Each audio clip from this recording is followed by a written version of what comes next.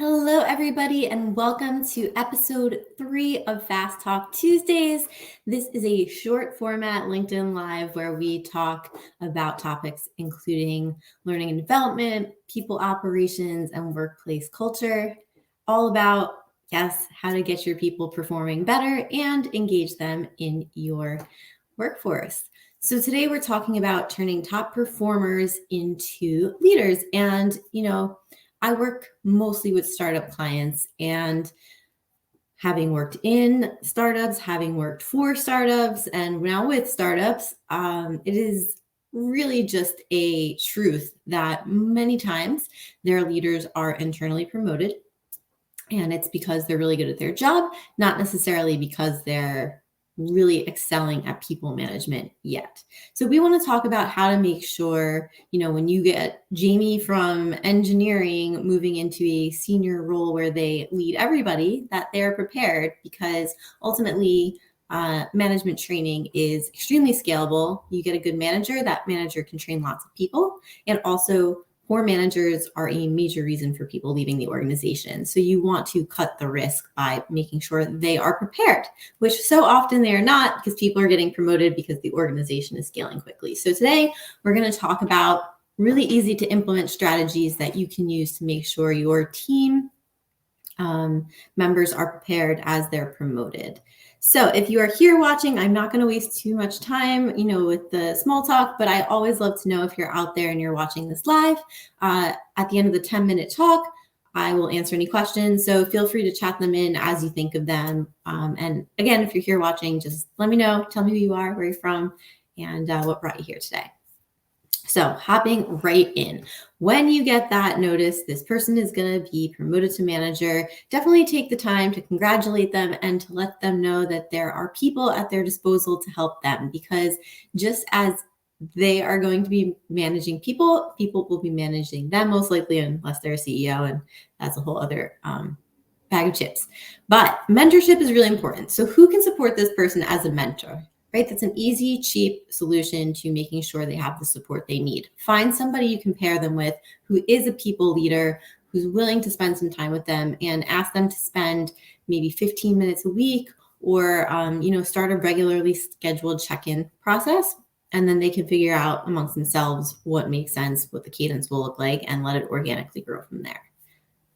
You're going to have to prepare that mentor if they aren't prepared, just by letting them know these are sort of the goals we have for this person, and this is what they're being asked to do, and can you help them, support them, listen to them, make sure they know they have someone who they can come to with their management challenges. Because once you're in that management position, one of the things, and we'll talk about this later, that often happens is you find yourself in this weird position now of being in charge of the people who used to be your work friends, and that can be a very lonely space. Okay, now structured training. So many times this gets skipped, but it is really important for you to have a sort of new hire orientation, if you will, to being a manager. So how do people manage your organization? Are there recommended management strategies or styles that you like people to apply? Are there things don't work and you need to share that knowledge? There is lots that goes into being a manager, everything from communication skills to being able to have difficult conversations, maybe budgeting, planning resources, problem solving, being able to talk to clients depending on the role. And so you want to make sure they feel prepared to do all of those things and to support their team in their own growth, because that's ultimately why people stick around, right? They feel like they're still valued and they still have opportunities to move forward. Now, for the manager themselves, they're going to need opportunities for reflection and feedback. So the mentorship is a great way to do that. Obviously, structured training should have some of that built in, but do some checkpoints, schedule them in. Maybe you send them an email once a month that says, here's some things I want you to think about, and let them kind of mull over, what they've been doing with their team and where they feel like they're excelling and where they feel like they still need to grow. If you see them doing something wrong, don't hold that feedback, for weeks and months. Make sure you give them timely feedback. And if you see that they're doing something really right, everybody doesn't know their strengths all the time. So make sure you point that out and say, this was great and this worked because X, Y, Z. Make sure it's really specific and phrased in a way that they can replicate that process. So now let's talk about some of the skills that this person will need. We sort of mentioned them a few moments ago, but I want to take a deep dive. So this is probably one of the bigger ones. As a individual contributor, you don't necessarily need to be prepared to communicate your vision and values, but when you're leading a team and you have influence and you're trying to get everybody on board, this is going to be a really important piece of the puzzle. So when they have their very first day, I want you to sit this person down and ask them to communicate the vision they have for their team and the values they want everyone on their team to exemplify. This will make them more able to communicate that, or at least to circle their conversations around that and come back to these things when they're not feeling really clear about decisions that they're making. Now, the next thing is acknowledging power differentials. So we talked about this a little bit before as well, but there is going to be this time now, and if they don't feel it already, then you may just have to set them up for this expectation. When you move from individual contributor to manager, you suddenly are a little bit higher in the corporate food chain, and this can make people uncomfortable. And so your new hire or newly promoted manager will have to be prepared to sort of stay connected, but take themselves out of the equation, to realize nothing about this is personal, that if people have reactions to them being promoted, it really isn't their problem, but that they should still be willing to listen and to hear and to, sort through that with their individual contributor. And if it really can't be resolved, then they may have to let that person go, even though they were once friends. And so that's something you may have to prepare this person for as well. Make sure they're able to acknowledge that. Then the next thing you should let them know is that if there aren't standard operating procedures already and they're starting to form new ones for their people, they should be documenting all of that. It makes it scalable, it makes it easy to see where you can improve, and it makes it easier to share knowledge. All of the standard operating procedures they implement or all of the processes they start, they should definitely document that all. Really easy way to do it, make a Google Doc, use the headers so that you can kind of structure it. If it's a more complex process, we like to use tools like Miro. If you have access to Microsoft Visio, that's a tool that some people like to use as well. There's all kinds of mind mapping tools that can be used. This one is really fun, the skills inventory. We actually talked about the skills inventory 1 or 2 episodes ago, but have your newly promoted manager or a newly promoted leader inventory the skills that are on their team. So have them sit with their team members and have everybody write the skills that they have and they use in their role, that they don't have and would like to have, that they have and aren't using, and that they have but don't want to be asked to use. And then from there, you can ask them to kind of score and level the skills that they have, so you know what level of expertise you have. And you're going to ask this person to do that for a few reasons. 1, they're going to start to understand the capacity that their team has. 2, they're going to start to see where the gaps are, right? So they know who to hire next, or where they might need to outsource some things, or where they might need to pull in people from other teams to collaborate. And then 3, they can start to make a game plan for professional development. So that's a really important step. It also helps people to feel valued and heard. And sometimes they'll tell you about skills you didn't even know they had. And that's an opportunity to then start using them in that way. And it feels good for everybody, right? They're getting to use skills they want to use, and you get to acknowledge that you think they're great at that thing. And that makes everybody feel good. Next one is coffee chats and lunch and listens. So I had a manager years ago, or director, who took me out for coffee outside of the office, and it was really refreshing. Now, in this remote environment, it's not something we can always do, but you can definitely schedule one-on-ones with people and, flick on a Hawaiian tropical background or go to a virtual space for a day.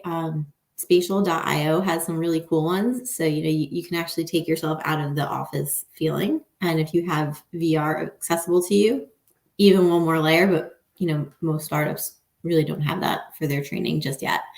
But really invite them not just to have meetings about the work, but make sure that this person knows they should be taking their team out just to talk and get to know them as humans, and to make sure that they feel good about the work they're doing, and to take them out of those high pressure, brainstorm idea meeting kind of vibes. And I like to call these lunch and listens. Sometimes you have lunch and you just listen, you hear, try not to interrupt, try to understand what your employee is offering. And the last one is you should tell your new leader that they should be holding one-on-one goal setting sessions with all of their team members, all of their direct reports. And you should honestly be doing the same for that person, helping them to create their own professional development plan. So these one-on-one goal setting sessions should be opportunities for them to talk about what they want to achieve in the short term and the long term, personal and professional, I would say. Obviously, there's things that people won't want to talk about, but maybe their goal is to write a book. Well, maybe there are ways to tie that goal to somehow the work they're doing at the office. Find opportunities to have those discussions so that you can support them in doing what they need to do next to feel valued at your organization and to feel like there's still room for them to learn and grow in their role so that they stay longer. Now, I'm going to make a little bit of a plug, which is just that if goal setting is something that's on your roster, but you haven't quite gotten to it yet as an organization, on the Your Instructional Designer website, so yourinstructionaldesigner.com/learning campaign. If you scroll to the bottom of it, there is a freebie, and that is one of our nudge learning campaigns. So that's one of the packages we offer. And there's a free 5-day goal setting nudge. And so you can feel free to use that, email copy and send it right out to your team to get that kick started. So I'm just going to look and see if there's any questions from those of you who are watching, and a big thank you to those of you who are joining me live. I know that even though 10 minutes is only 10 minutes and it's not the biggest commitment, it is actually a big, I know I appreciate you taking time out of your workday to join me. So what questions can I answer for you? As I wait, I always try to come up with some things that I've been asked, but I would love to hear from you. How are you finding the transition, taking top performers and turning them into people leaders? Are there any challenges that you've come across that you haven't been able to resolve yet, or maybe that you've had great resolution with and just want to share about it? I would love to hear all about it. So while I wait, I'll say one of the questions I usually get when we're dealing with management training has to do with communication and how you can sort of train people to communicate better. So I'll talk about some of the things that have worked for us. A lot of it comes down to social learning, right? I find that you need to have the ability to practice with people and get feedback, which is something we talked about. But I also know that, the right parameters have to be put in place. So setting rubrics for good communication is always great. If you can get formal training, there are options out there. So I think it's public speaking. I'm going to mess this up. Virtual speaking. There's actually a whole VR simulation that they can go through with somebody and practice their communication skills. If you have the means and the tools, chatbots can be great. Now you've got ChatGPT. You can kind of practice, right, having a difficult conversation with ChatGPT and see where you go, and then take that conversation, look back at what you said, and see if you meet the rubric. Those are the kinds of opportunities you can create pretty quickly. I think another thing is if you do have people who are experienced leaders on your team, even if it's not this person that's being promoted, I would suggest that you have those people just jot down 3 things I wish I knew about managing people when I started. And that in and of itself can be like a treasure mine of wisdom. So are there any other questions I can answer? I see a few of you are definitely out there watching.